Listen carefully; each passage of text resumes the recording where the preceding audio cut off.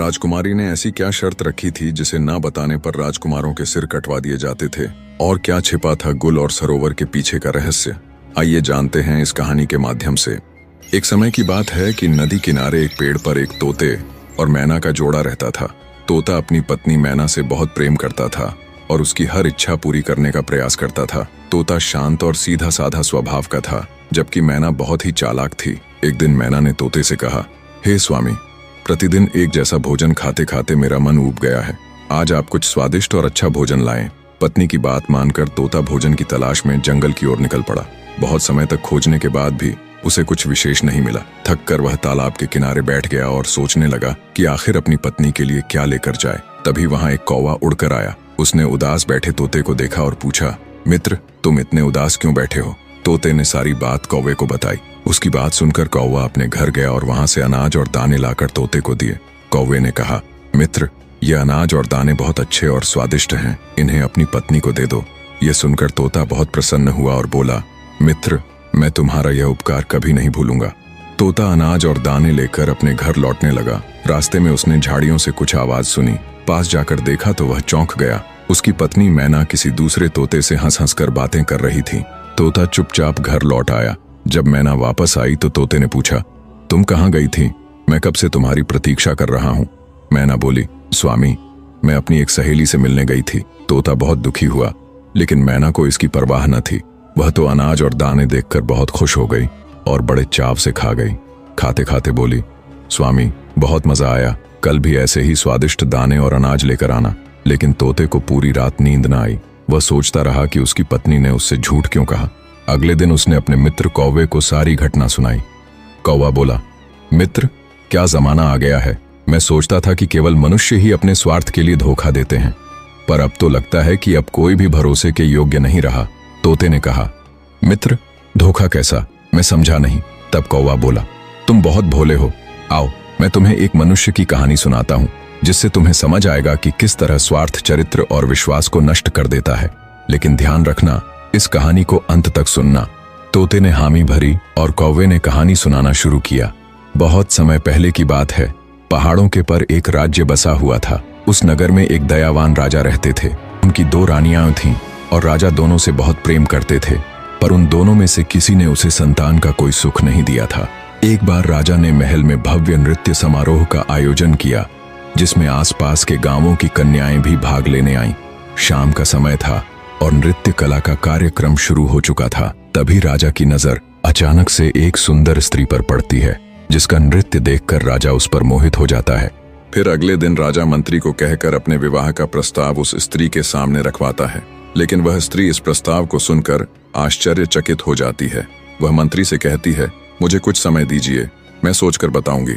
फिर अगले दिन वह स्त्री पत्र पर हाँ लिखकर राजा के पास भिजवा देती है और कुछ दिनों के बाद ही राजा उस स्त्री से विवाह कर लेता है। इस तरह अब राजा की 3 रानियां हो जाती हैं। कुछ सालों बाद उस रानी के 3 पुत्र होते हैं। राजा 3 पुत्र पाकर बहुत खुश था। धीरे धीरे समय बीतता गया और राजा के 3 पुत्र बड़े हो गए। राजा महाराजाओं को जंगल में शिकार खेलने का शौक हुआ करता था। तो एक दिन राजा का बड़ा बेटा अपने घोड़े पर सवार होकर जंगल में शिकार करने के लिए गया। जंगल में शिकार करते करते पूरा दिन बीत गया, परंतु उसके हाथ एक भी शिकार नहीं लगा। थक हार कर वह घर लौटने लगा, लेकिन तभी अचानक घने जंगल से एक पागल सा दिखने वाला आदमी बाहर आया।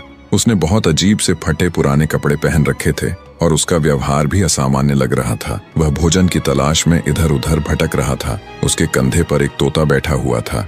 उस व्यक्ति और तोते के बीच बहुत गहरी दोस्ती थी, क्योंकि वही तोता अब उसका एकमात्र सहारा था। राजकुमार उस पागल से दिखने वाले व्यक्ति के पास गया और उससे बोला, आप कौन हैं और इस जंगल में क्यों भटक रहे हैं? लेकिन वह पागल व्यक्ति कुछ नहीं बोला, क्योंकि वह बहुत भूखा था और भोजन की तलाश में था। इतने में राजकुमार ने अपने थैले से कुछ लड्डू निकालकर उसे दे दिए। पागल व्यक्ति लड्डू देखते ही लपक कर खाने लगा। इतने में राजकुमार ने फिर पूछा, आखिर तुम कौन हो? इस घने जंगल में अकेले क्यों भटक रहे हो? तुम्हारा परिवार कहाँ है?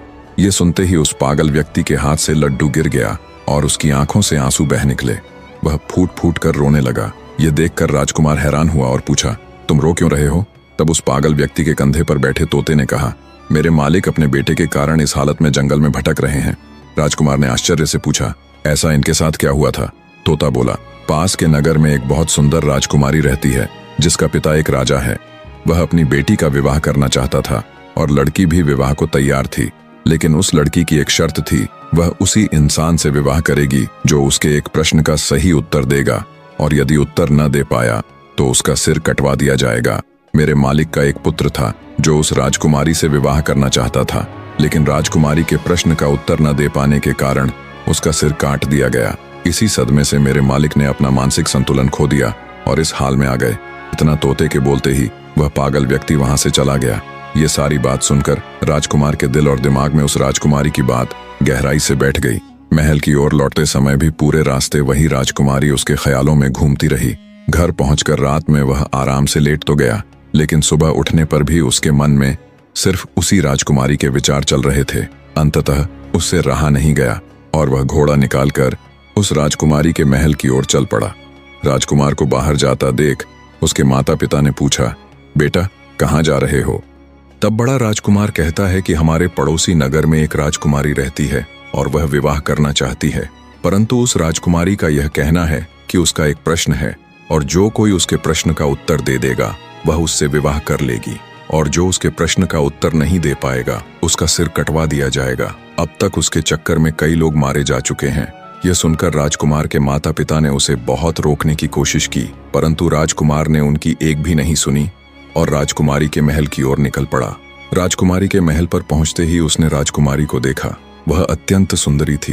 राजकुमार उसके रूप को देखता ही रह गया।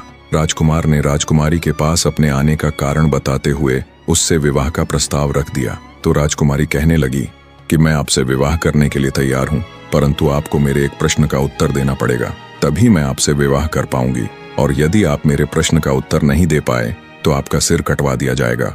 राजकुमार ने इस शर्त को स्वीकार कर लिया और बोला, राजकुमारी पूछिए, आपका क्या प्रश्न है? मैं आपके प्रश्न का उत्तर देने के लिए तैयार हूँ। फिर राजकुमारी अपना वह प्रश्न पूछती है जो अब तक वह कई लोगों से पूछती आ रही थी।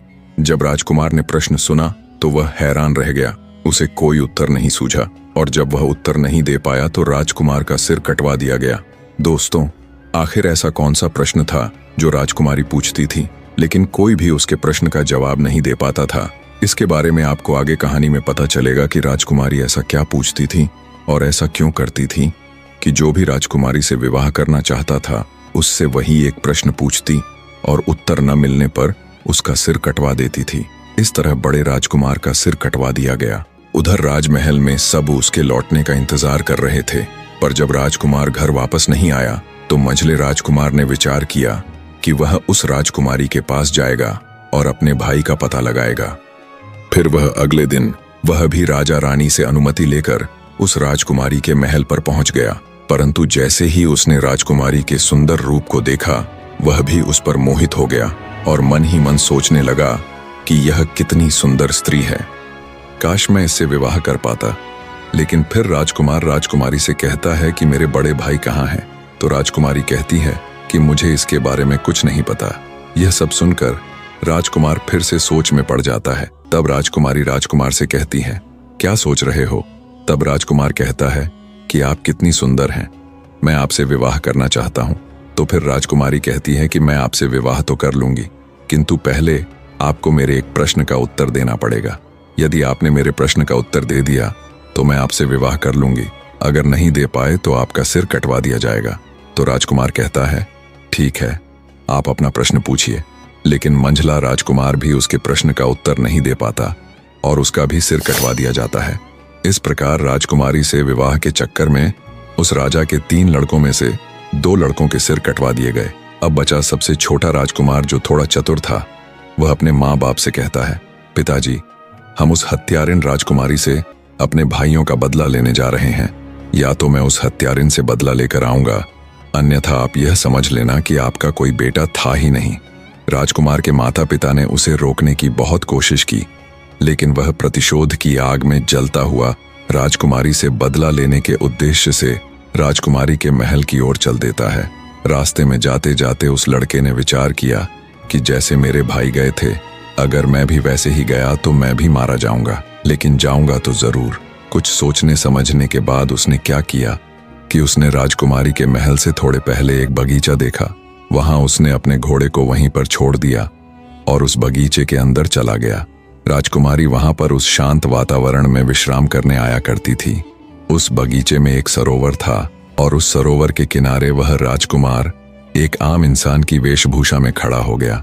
जब राजकुमार सरोवर के किनारे खड़ा था, तभी राजकुमारी अपनी कुछ सहेलियों के साथ उसी बगीचे में आई। कुछ समय बाद राजकुमारी ने अपनी एक सहेली से कहा कि हमें पानी लाकर दो, हमें बहुत तेज प्यास लगी है। अब उस राजकुमारी की बात सुनकर उसकी एक सहेली हाथ में बर्तन लेकर उसी सरोवर पर जल लेने के लिए आती है, जिस सरोवर पर वह राजकुमार आम इंसान के रूप में पहले से ही खड़ा था। जब राजकुमारी की सहेली ने राजकुमार को देखा तो उसके रूप को देखकर वह मोहित हो गई। राजकुमारी की सहेली सरोवर से जल भरकर ले आई और राजकुमारी को पिलाया, फिर तुरंत लौटकर सरोवर के पास चली गई। वहां जाकर उसने उस आम आदमी यानी राजकुमार से कहा, आप कौन हो और यहाँ क्या कर रहे हो? मैं आपको देखते ही आपके रूप पर मोहित हो गई हूँ और मैं शीघ्र ही आपसे विवाह करना चाहती हूँ। फिर राजकुमार कहता है, वह तो ठीक है, लेकिन आप कौन हैं? फिर वह लड़की कहती है, मैं इस राज्य की राजकुमारी संयोगिता की सहेली पद्मावती हूँ। यह सुनकर राजकुमार सोचता है कि यह तो उसी राजकुमारी की सहेली है, इसके माध्यम से ही मैं उस राजकुमारी का रहस्य जान सकता हूँ। तब वह राजकुमार राजकुमारी की उस सहेली पद्मावती के साथ उसके घर चला जाता है। पद्मावती अपने आंगन में चारपाई बिछाकर राजकुमार को बैठा देती है और भोजन करवाती है। फिर कहती है, आप क्या सोच रहे हो? आप विश्वास कीजिए, मैं आपको कभी धोखा नहीं दूंगी, क्योंकि मैं तुम्हारे रूप पर दीवानी हो चुकी हूँ। मैं तुमसे प्यार कर बैठी हूँ। जब इतनी बात राजकुमार ने सुनी तो वह रोने लगा। उसकी आंखों से आंसुओं की धारा बहने लगी। वह कहने लगा, मैं सरोवर के किनारे इसलिए घूम रहा था क्योंकि तुम्हारी राजकुमारी इतनी हत्यारिन है कि उसने अब तक कई लोगों के सिर कटवा दिए हैं और उन्हीं में मेरे 2 भाई भी मारे गए हैं। इसलिए मैं अपने भाइयों की हत्या का बदला लेना चाहता हूँ। मैं यह जानना चाहता हूँ कि राजकुमारी कौन सा सवाल पूछती है। तब पद्मावती कहती है, वह तो हम आपको बता देंगे, लेकिन पहले आप हमसे वादा कीजिए कि आप हमसे विवाह करेंगे। राजकुमार उसकी बात मान लेता है। इस तरह पद्मावती ने एक तरफ तो राजकुमार से विवाह का वादा करवा लिया, वहीं दूसरी ओर उसे यह डर भी था कि अगर वह उसे राजकुमारी के पास जाने देगी तो पता नहीं वह वहां से लौटकर आएगा भी या नहीं। फिर राजकुमार पद्मावती से कहता है, मैं तुमसे विवाह अवश्य करूंगा, लेकिन राजकुमारी से अपने भाइयों का बदला लेने के बाद। जब राजकुमार ने पद्मावती से इतना कहा तो पद्मावती को राजकुमार पर विश्वास हो गया। फिर पद्मावती ने राजकुमार को राजकुमारी के बारे में बताना शुरू किया। पद्मावती ने बताया, वो राजकुमारी हर एक इंसान से केवल एक ही प्रश्न पूछती है, गुल सरोवर की क्या कहानी है? तब राजकुमार ने पद्मावती से कहा, अगर तुम्हें प्रश्न पता है तो इसका उत्तर भी अवश्य पता होगा, आप हमें इसका उत्तर बता दीजिए। लेकिन पद्मावती तुरंत हाथ जोड़कर बोली, अगर मुझे उत्तर मालूम होता तो मैं आपको जरूर बताती। राजकुमारी के राज्य में एक साधु रहता है, सिर्फ उसी को यह गुल सरोवर वाली कहानी पता है। उसी ने राजकुमारी को यह सलाह दी है कि अगर तुमसे कोई विवाह करना चाहे तो उससे गुल सरोवर की कहानी के बारे में पूछना। हालांकि यहाँ तक कि राजकुमारी को भी इस कहानी के बारे में कुछ पता नहीं है, फिर भी वह यह प्रश्न पूछा करती है क्योंकि वह उस साधु से प्रेम करती है। तब राजकुमार ने पद्मावती से कहा, चलो ठीक है, कोई बात नहीं, तुमने हमारा काम थोड़ा आसान कर दिया है। अब हम जाकर पहले गुल सरोवर की कहानी के बारे में पता करते हैं कि इसकी कहानी क्या है। आप मेरा इंतजार करना, मैं लौटकर वापस जरूर आऊंगा। तब पद्मावती कहती है, राजकुमार, गुल सरोवर की कहानी कहाँ मिलेगी? यह मैं आपको बता सकती हूँ, लेकिन वहां से जिंदा लौटना नामुमकिन है। आप वहां से जिंदा नहीं लौट पाओगे। राजकुमार बोला, क्यों नहीं लौट पाऊंगा? तब पद्मावती बोली, रास्ते में बहुत खतरा है, इसलिए आप वहां मत जाइए। यदि आप जिद करेंगे तो अपने भाइयों का बदला नहीं ले पाएंगे। बेहतर है आप मेरे साथ विवाह कर लीजिए और बदला लेने का विचार छोड़ दीजिए। राजकुमार ने दृढ़ स्वर में कहा, चाहे रास्ते में कितनी भी कठिनाई क्यों न हो, मैं अवश्य जाऊंगा और अपने भाइयों का बदला लेकर ही लौटूंगा। पद्मावती ने सोचा कि अब इन्हें रोकना असंभव है। उसने स्वयं एक घोड़ा और एक तलवार राजकुमार को दी और कहा, यह घोड़ा और तलवार तुम्हारे काम आएंगे। तुम पश्चिम दिशा की ओर जाना, आगे एक गुफा में एक शेर मिलेगा। उस शेर से आपको डरना नहीं है, क्योंकि वो शेर बूढ़ा हो चुका है और शिकार नहीं कर पाता, इसलिए भूखा रहता है। तुम रास्ते में उसके लिए खाने की कोई वस्तु साथ ले जाना। जब वह गुफा से बाहर आए तो उसके सामने भोजन रख देना, वह तुम्हारी मदद अवश्य करेगा। फिर जंगल पार कर तुम समुद्र के किनारे पहुंचोगे और आगे समुद्र पार करना होगा। इतना कहकर पद्मावती ने राजकुमार को विदा किया। जाते समय पद्मावती बोली, वादा मत भूलना, चाहे कुछ भी हो जाए लौटकर अवश्य आना, मैं जीवन भर तुम्हारा इंतजार करूंगी। राजकुमार ने विश्वास दिलाते हुए कहा, तुम चिंता मत करो, मैं लौटकर जरूर आऊंगा और तुमसे विवाह करूंगा। इसके बाद राजकुमार पश्चिम दिशा की ओर बढ़ने लगा। कुछ ही दूर जाने पर उसे वही गुफा मिली जिसमें बूढ़ा शेर रहता था। राजकुमार ने जैसा पद्मावती ने कहा था, रास्ते से भोजन लाकर शेर के सामने रख दिया। भूखा शेर भोजन पाकर बहुत प्रसन्न हुआ और तुरंत खाने लगा। अब संध्या हो चुकी थी, हल्की ठंड बढ़ रही थी और अंधेरा छा रहा था। राजकुमार ने पास से लकड़ियां इकट्ठी की और गुफा के सामने आग जला ली। थोड़ी देर बाद शेर भी उसके पास आकर बैठ गया। राजकुमार ने उसे सहलाया और फिर यहीं आग के पास सो गया। फिर अगली सुबह होते ही राजकुमार उस बूढ़े शेर के साथ जंगल में पश्चिम दिशा की ओर आगे बढ़ने लगा। चलते चलते राजकुमार को कई मुसीबतों का सामना करना पड़ा। अनेक जंगली जानवर उसके सामने आए, लेकिन बूढ़े शेर की दहाड़ सुनकर सभी डरकर भाग गए। इस तरह वह शेर राजकुमार के साथ चलते चलते समुद्र के किनारे पहुंच गया। समुद्र किनारे पहुंचते ही वह बूढ़ा शेर वापस चला गया। राजकुमार ने देखा कि थोड़ी दूर पर एक व्यापारी कई घोड़ों पर सामान लादकर कुछ सैनिकों के साथ समुद्र तट पर खड़ा है। राजकुमार उसके पास गया तो व्यापारी ने पूछा, तुम कौन हो और यहाँ क्या कर रहे हो? राजकुमार ने अपने साथ घटी सारी घटनाएं व्यापारी को सुनाई और कहा, मुझे किसी भी तरह समुद्र के उस पार जाना है। इतने में व्यापारी ने देखा कि उस पार से उसकी नाव आ रही है, जिस पर वह सामान रखवाकर समुद्र के उस पार भिजवाया करता था। नाव किनारे पहुंचते ही व्यापारी ने सैनिकों से सामान नाव पर चढ़वाया। तभी राजकुमार ने कहा, कृपा करके मुझे भी इस नाव से समुद्र पार पहुंचा दीजिए। व्यापारी बोला, अगर इस नाव पर जरा भी अतिरिक्त बोझ हुआ तो यह डूब जाएगी, मुझे क्षमा करें, मैं आपकी मदद नहीं कर सकता। राजकुमार ने विनती की, अब तो आप सब जानते हैं कि मेरा समुद्र पार जाना कितना जरूरी है। मेरे पास कुछ सोने के सिक्के हैं, आप इन्हें रख लीजिए और मुझे नाव पर जाने दीजिए। व्यापारी बहुत लालची था। उसने राजकुमार के सोने के सिक्के और उसकी चैन ले ली और सैनिकों से कुछ सामान उतरवाकर राजकुमार को नाव पर चढ़ने की अनुमति दे दी। इस तरह राजकुमार नाव पर बैठकर समुद्र पार गुल सरोवर की खोज में निकल पड़ा। ठीक 10 दिन बाद राजकुमार समुद्र पार एक नगर में पहुंचा और गुल सरोवर की तलाश में इधर उधर भटकने लगा। भटकते भटकते वह एक राज्य में पहुंचा। उस राज्य के राजा का नाम सरोवर था। राजकुमार चलते चलते महल के द्वार पर पहुंच गया और उसने देखा कि वहां प्रतिदिन नृत्य और संगीत का आयोजन होता था। बड़ी सभा सजती, संगीत बजता और चारों ओर उत्सव का माहौल रहता। राजकुमार भी आम लोगों के बीच जाकर चुपचाप बैठ जाता और शाम होते ही लौट आता। यह सिलसिला 3-4 दिन तक चलता रहा। एक दिन राजा की नजर उस पर पड़ी। सभा समाप्त होने पर राजा ने उसे बुलवाया और कहा, मैंने देखा है कि आप कई दिनों से रोज यहाँ आते हैं, लेकिन न तो किसी से बोलते हैं और न ही कुछ कहते हैं। आप इस राज्य के नहीं लगते, क्योंकि पहले कभी यहाँ दिखाई भी नहीं दिए। बताइए आप कौन हैं और क्या चाहते हैं? राजकुमार को अच्छी तरह से मालूम था कि इस कहानी के बारे में इस सरोवर नामक राजा को अवश्य जानकारी होगी। तभी कुछ सोचकर राजकुमार कहता है, महाराज, मैं एक गायक हूँ और मैं आपको एक गीत सुनाना चाहता हूँ। यह सुनकर राजा कहते हैं, ठीक है, आप सुनाइए। राजा के इशारे पर पीछे से ढोल बजने लगते हैं और राजकुमार गीत गाने लगता है। उस राजकुमार ने इतना सुंदर गीत सुनाया कि राजा खुश होकर ताली बजाने लगे और बोले, हम तुम्हारी गायकी से में बहुत प्रसन्न हैं। तुम चाहे तो हमसे कुछ भी मांग सकते हो, जो भी मांगोगे हम तुम्हें अवश्य देंगे, यह हमारा वचन है। फिर राजकुमार कहने लगा, महाराज, कहीं ऐसा ना हो कि मैं आपसे कुछ मांगूं और आप अपनी कही हुई बात से मुकर जाएं, इसीलिए रहने दीजिए। तो राजा ने कहा, नहीं, तुम मांगो, जो कहोगे हम तुम्हें देंगे, तुम्हारी जो इच्छा हो बेहिचक मांग लो। अब राजकुमार ने कहा, महाराज, मुझे कुछ नहीं चाहिए, मुझे केवल आप गुल और सरोवर की कहानी बता दीजिए। ये सुनकर सरोवर नाम के राजा को पसीना आ गया। उन्होंने कहा, यह तुमने क्या मांग लिया?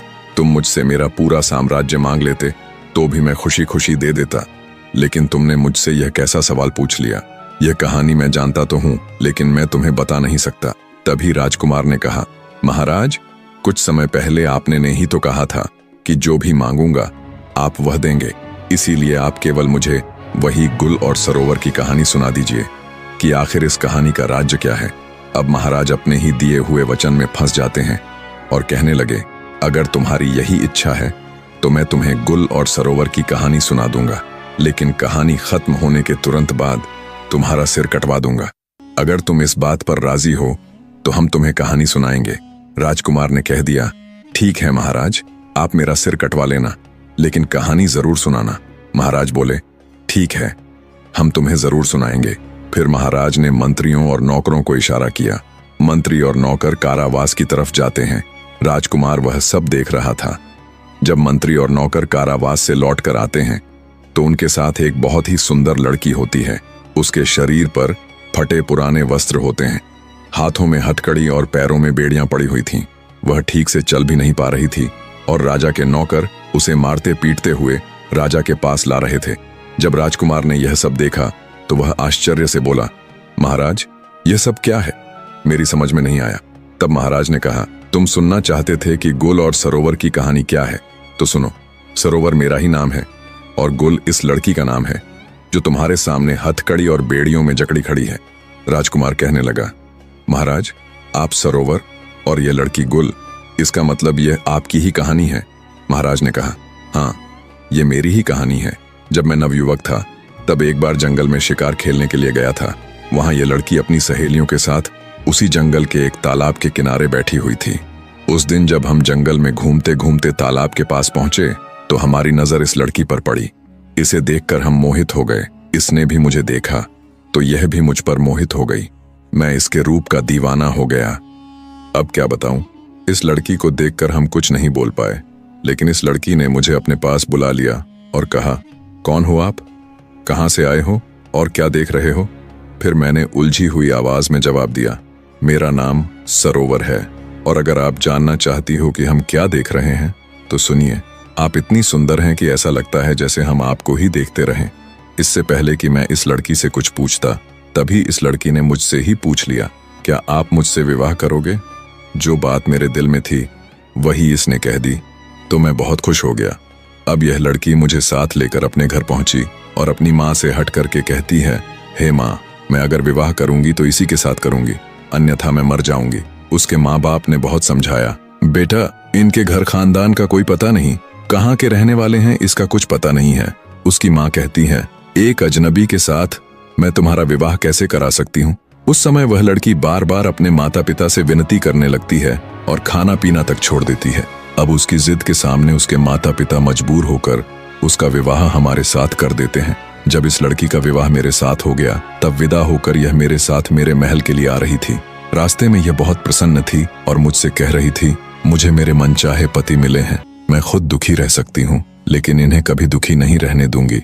मैं खुद संकट में रह सकती हूँ लेकिन इन पर कभी आंच नहीं आने दूंगी। मैं अपने पति से हमेशा लगाव बनाए रखूंगी।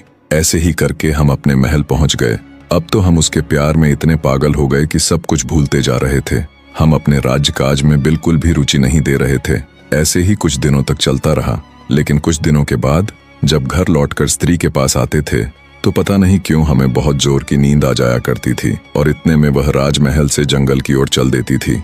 उस दिन जब मेरी नींद खुली तो मैंने इस स्त्री को राजमहल से बाहर जाते हुए देखा। तो उस दिन मैं भी उसके पीछे पीछे छिपता छिपाता जाता हूँ और देखता हूँ कि वह स्त्री एक साधु के साथ बैठी हुई हंस हंस कर बातें कर रही है।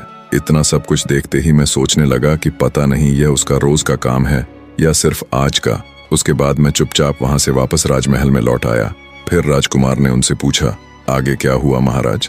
तब महाराज ने राजकुमार से कहा, उस दिन मेरा पूरा दिन उसी के बारे में सोचते सोचते निकल गया और दूसरे दिन भी इन्हीं सब ख्यालों में संध्या हो गई। संध्या के समय भोजन बनाकर इसने मुझे खाने को दिया, लेकिन उस दिन मैंने जानबूझकर भोजन नहीं खाया। मैंने यह निर्णय लिया कि आज चाहे कुछ भी हो जाए लेकिन सोएंगे नहीं, और फिर मैं देर रात तक उससे बातें करता रहा। जब काफी रात बीत गई तभी इस स्त्री ने मुझसे कहा, प्रियवर, अब बहुत ज्यादा रात हो चुकी है, आप सो जाइए। तब मैंने आंखें बंद करके सोने का नाटक किया और फिर यह स्त्री उसी साधु के पास चली जाती है। मैं भी उसके पीछे पीछे गया और देखा कि वह साधु डंडा लेकर उस स्त्री से गुस्से में बोल रहा था, आज तुम्हें यहाँ आने में इतना समय क्यों लग गया? कहाँ थी इतनी देर तक?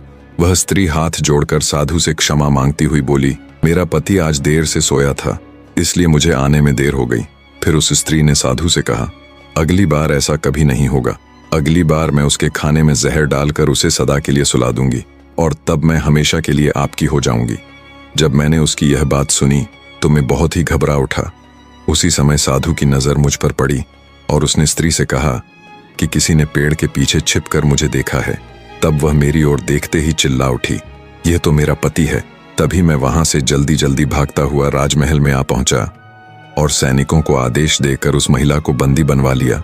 तभी राजकुमार ने पूछा, महाराज, उस साधु का क्या हुआ? तब महाराज ने उत्तर दिया, हमें खबर मिली है कि वह साधु समुद्र के उस पार शोभा नाम की राजकुमारी के राज्य में जाकर छिप गया है। राजकुमार को अब पूरा मामला समझ आ गया। महाराज ने कहा, यही थी गुल और सरोवर की कहानी। मैंने अपना वचन निभाते हुए तुम्हें पूरी कहानी सुना दी है। अब तुम अपने वादे के अनुसार अपना सिर कटवाने के लिए तैयार हो जाओ। इतने में राजकुमार ने कहा, महाराज, आप मेरा सिर जरूर काट लेना, पर उससे पहले एक बात बताइए, वह राजकुमारी ने उस साधु को अपने राज्य में क्यों छिपाया? राजकुमार की इस बात का राजा सरोवर उत्तर नहीं दे पाए। तब राजकुमार ने कहा, महाराज, इसका उत्तर मैं आपको बताता हूं।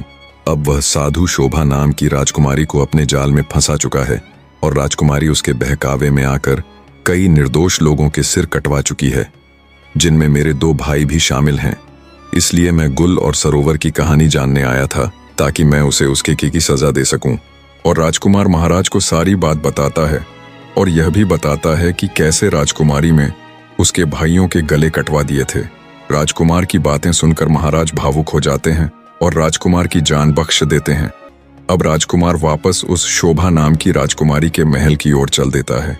कुछ दिनों के बाद जब राजकुमार शोभा नाम की राजकुमारी के महल में पहुंचते हैं तो राजकुमारी से कहते हैं कि मुझे आपसे विवाह करना है।